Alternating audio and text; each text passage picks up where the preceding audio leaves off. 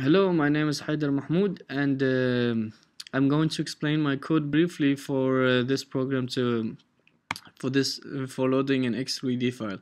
Let's go ahead and run the program first, so I can prove that it works. And here we have the model over here. So let's stop the program and run through the code. So what we have here, we have some global declarations for the variables to use in order to load the different variables that this X3D file contains. So we have, for example, here a texture path for our texture, which contains of a char array with 200 characters. And moving along, we have these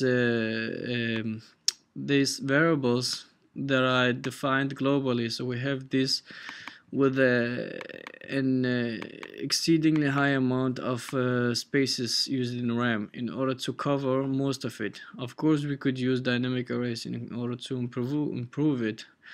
And here we define a method in order to define our view. So basically, we initialize our texture over here, where we tell the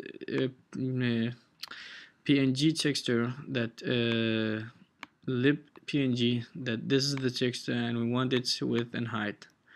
And this is the draw function. I'll save it for later. Let me go ahead and explain the load XML file, which is the most essential over here.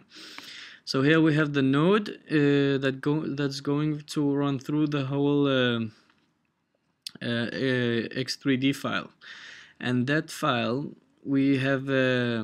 In order to do that, we have functions. So, for example, we have this function over here that runs through the background. You can see, for example, if I go in X3D file, there's the background, and it has a ground color and a sky color.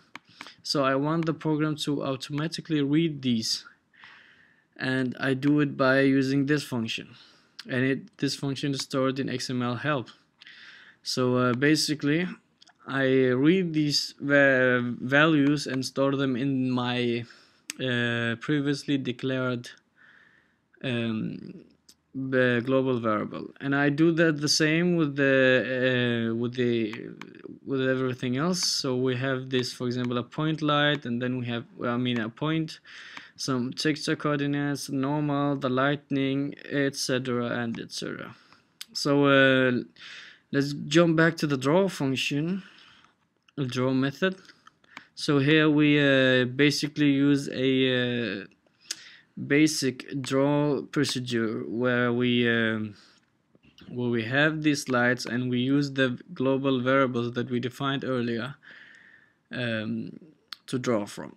So this is my code, and once again, my name is Haider. Thank you for